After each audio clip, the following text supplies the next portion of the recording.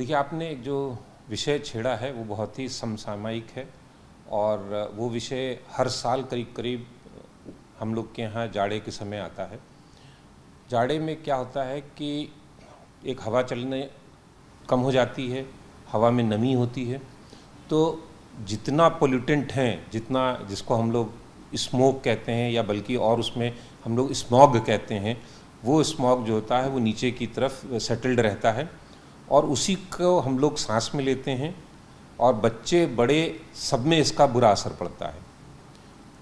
बच्चों में और ज़्यादा पड़ता है क्योंकि बच्चे एक इस अवस्था में होते हैं कि जिसमें उनके अंग थोड़े से ज़्यादा सेंसिटिव होते हैं और जो बहुत छोटे बच्चे हैं उनके तो इमेच्योर भी होते हैं। इसलिए ये बहुत ज़रूरी है कि उनको बच्चों को इस तरह के वातावरण से बचाया जाए। बचाना तो सबको चाहिए लेकिन बच्चों को ख़ास तौर से। और इस पोल्यूशन से न केवल सांस की ही बीमारियां जनित होती हैं बल्कि आँख का इरिटेशन जैसी चीज़ें भी और बढ़ जाती हैं। एक चीज़ बहुत अच्छी हुई है कि एक दौर पॉल्यूशन का आज से करीब, जैसे आपने कहा, 8-10 दिन पहले आया था, फिर बीच में थोड़ा सा ठीक हो गया था, अब फिर 2-3 दिन से बढ़ने लगा है। तो उसमें बच्चों में सांस लेने की ज़्यादा प्रॉब्लम आने लगती है। कुछ बच्चे ऐसे होते हैं जिनका कि सांस का तंत्र, जिसको हम लोग रेस्पिरेटरी ट्रैक्ट कहते हैं, वो इन एलर्जी से जल्दी प्रभावित हो जाता है, तो उनमें सांस लेने की तकलीफ़ या सांस चलने वाली बीमारी आती रहती है। दूसरा, जो उतने पे नहीं होते हैं, जो कम होते हैं, उनको निरंतर खराश होना या खांसी होना, उस तरह की बीमारियां भी या उस तरह के लक्षण भी ज़्यादा स्पष्ट रूप से प्रतीत होने लगते हैं।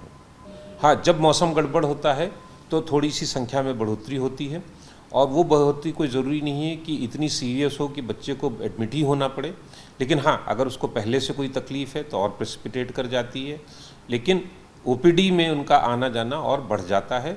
और कुछ माँ बाप तो हैं जो कि अब थोड़े से समझदार हो गए हैं, तो ऐसे में बच्चों को ख़ास तौर से शाम के समय, जिस समय नमी बढ़ जाती है और ये पोल्यूशन के कण बढ़ जाते हैं, उस समय बच्चों को प्रेफर करते हैं कि घर के अंदर ही रखें। और ये हम लोग भी सलाह देने लगे हैं कि उस समय बच्चों को बाहर आउटडोर एक्टिविटीज़ में ना निकालें, क्योंकि आउटडोर एक्टिविटीज़ में एक तो चीज़ ये है कि अगर बच्चा बाहर दौड़ता खेलता है तो उसको ज़्यादा सांस भी लेनी पड़ती है। जैसे हम लोग दौड़ते भागते हैं तो सांस ज़्यादा, तो उस अवस्था में ये कण और ज़्यादा अंदर जाते हैं। तो हम लोग कहते हैं कि भाई बच्चे को जिस समय बाहर प्रदूषित वातावरण हो, उस समय हो सके तो उसको अंदर ही की एक्टिविटीज़ में, अंदर की एक्टिविटीज़ मतलब ये नहीं है कि उसको टीवी ऑन कर दिया या वीडियो गेम कर दिया, लेकिन हाँ, अंदर और तरह के गेम्स हैं, उसमें आप उसको व्यस्त रखें। दिल्ली एनसीआर हर साल सर्दियों में गैस चैम्बर में तब्दील हो जाती है और तमाम तरीके के जो आंकड़े हैं उसकी बाजीगरी हम लोग देखते हैं। पोल्यूशन का एक्यूआई लेवल को लेकर बात कर लें या पोल्यूशन ना हो उसको कम करने को लेकर बात कर लें, लेकिन इस पोल्यूशन का असर सीधे तौर पर बुजुर्ग और बच्चों की सेहत पर बुरा प्रभाव डाल रहा है।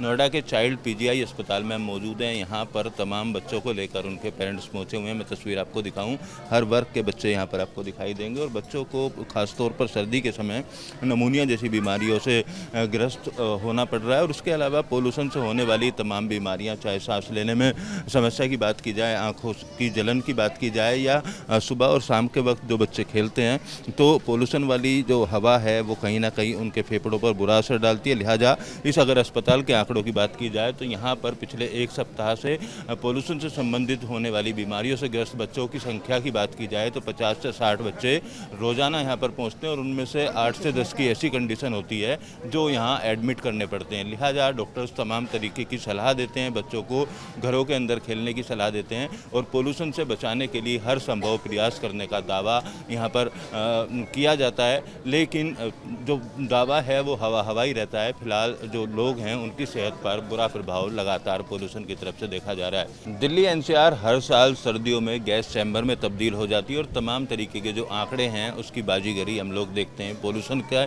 एक्यूआई लेवल को लेकर बात कर लें या पोल्यूशन ना हो उसको कम करने को लेकर बात कर लें, लेकिन इस पोल्यूशन का असर सीधे तौर पर बुजुर्ग और बच्चों की सेहत पर बुरा प्रभाव डाल रहा है।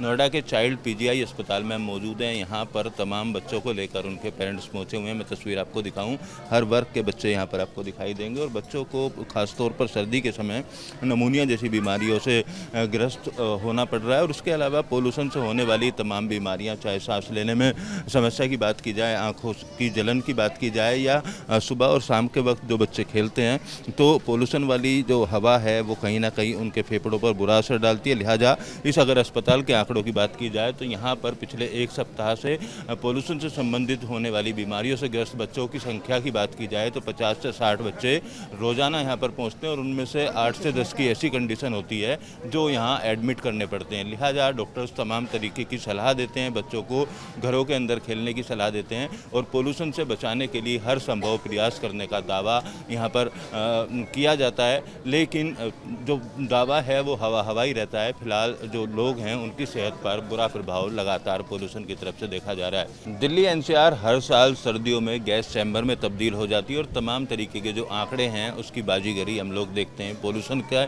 AQI लेवल को लेकर बात कर लें या पोल्यूशन ना हो उसको कम करने को लेकर बात कर लें, लेकिन इस पोल्यूशन का असर सीधे तौर पर बुजुर्ग और बच्चों की सेहत पर बुरा प्रभाव डाल रहा है।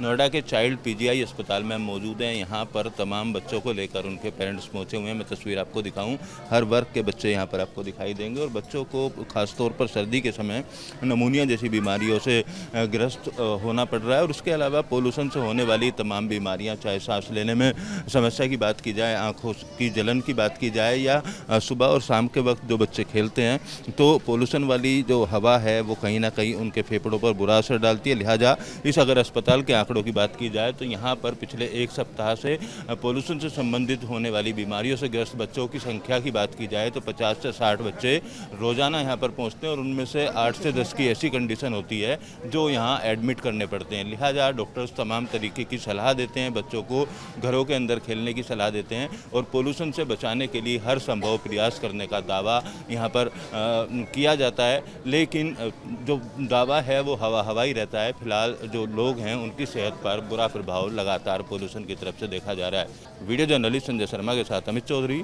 News nation, Noida.